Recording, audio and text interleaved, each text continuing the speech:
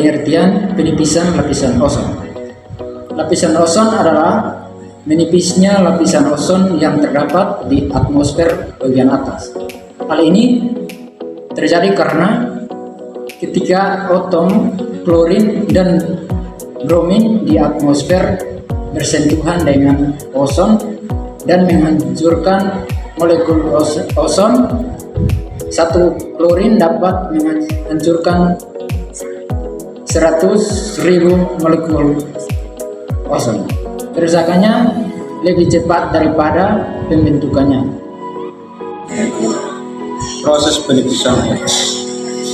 Kerusakan lapisan ozon adalah istilah yang sering digunakan untuk mendeskripsikan kekurangan atau hilangnya lapisan ozon yang terdapat pada lapisan atmosfer. Berdasarkan laporan dari NASA bahwa lubang ozon di Antartika telah mencapai 29 juta kilometer persegi. Konsentrasi rata-rata lapisan ozon kurang dari 200 dikategorikan sebagai lubang ozon. Penyebab rusaknya atau menipisnya lapisan ozon yaitu bahan perusak ozon yang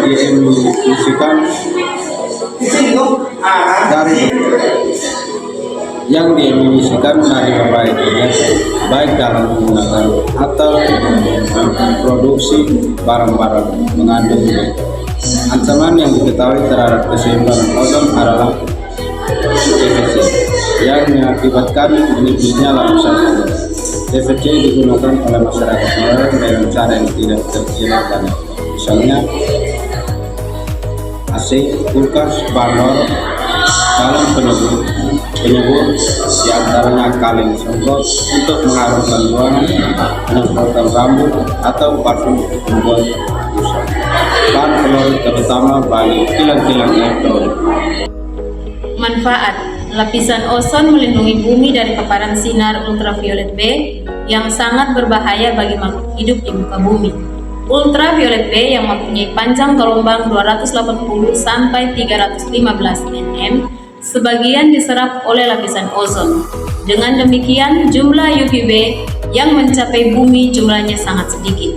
Paparan UVB terhadap manusia dapat mengakibatkan penyakit kanker kulit, katarak, dan mengurangi sistem kekebalan tubuh. Paparan sinar UVB juga dapat merusak kehidupan tanaman, organisme bersel satu, dan ekosistem perairan. Sedangkan UVA dengan panjang gelombang 315 sampai 400 nm tidak diserap oleh lapisan ozon. Radiasi UVA dari sinar matahari sangat bermanfaat bagi kelangsungan hidup makhluk hidup di permukaan bumi. Dampak penipisan lapisan ozon. Penipisan lapisan ozon akan menyebabkan lebih banyak sinar radiasi ultraviolet memasuki bumi. Radiasi ultraviolet ini dapat membuat efek pada kesehatan manusia, memusnahkan kehidupan bumi, ekosistem, mengurangi hasil pertanian, dan bukan efek utama pada manusia adalah peningkatan penyakit kanker kulit, karena selain itu dapat merusak mata, termasuk katarak, dan juga mungkin akan melemahkan sistem imunisasi badan. Usaha-usaha untuk mencegah penipisan ozon menjadi mulai dilakukan bersama oleh semua negara di dunia. Usaha itu pun telah digalakan secara serius melalui UNEP, salah satu organisasi PBB yang bergerak bidang program perlindungan lingkungan dan alam. Yang berikut ciri-ciri penipisan lapisan ozon. Ciri-ciri tersebut dibagi menjadi beberapa, yaitu ciri yang pertama, peningkatan intensitas radiasi sinar ultraviolet atau UV yang mencapai permukaan bumi. Ciri yang kedua yaitu peningkatan kasus kanker kulit, katarak, dan gangguan sistem kekebalan tubuh. Ciri yang ketiga yaitu penurunan kesehatan akibat penurunan vitamin D di kulit. Yang keempat, kerusakan material akibat paparan UV8 yang merusak bahan alami maupun sintesis. Ciri yang berikut perubahan iklim seperti perubahan pada angin, suhu, dan curah hujan. Dan yang terakhir yaitu pemanasan global yang memicu pencairan es di kutub, peningkatan tinggi permukaan air laut, tidak menentukan cuaca dan iklim, dan meningkatkan bencana alam.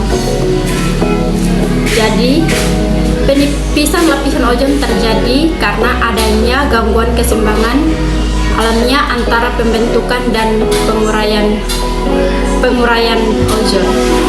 Gangguan ini disebabkan oleh terlepasnya bahan perusak lapisan ozon atau BPO ke atmosfer. 4. Upaya preventif dan promotif.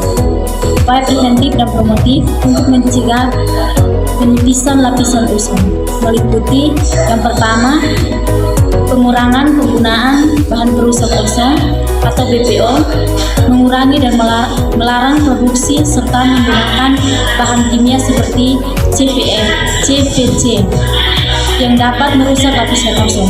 Penggunaan alternatif yang ramah lingkungan seperti HFC sangat dilanjutkan. Yang kedua, regulasi dan kebijakan internasional. Montreal Proposal merupakan salah satu contoh kebijakan global yang sukses menekan produksi BPO. Langkah-langkah ini harus dipromosikan di tingkat nasional dan internasional. Yang ketiga, edukasi dan peningkatan kesadaran masyarakat. Kampanye yang mendorong masyarakat untuk memilih produk-produk yang ramah lingkungan dan mendorong upaya pengurangan emisi gas rumah kaca dapat membantu melindungi lapisan ozon. Yang keempat, promosi penelitian dan inovasi teknologi. Mendukung inovasi teknologi yang mengurangi ketergantungan pada bahan kimia perusak ozon dan meningkatkan efisien energi. Faktor penentu perubahan iklim pada penipisan lapisan ozon. Faktor penentu perubahan iklim dan penipisan lapisan ozon adalah dua mekanisme yang berbeda tetapi memiliki beberapa keterkaitan. Yang pertama, pembakaran bahan bakar fosil.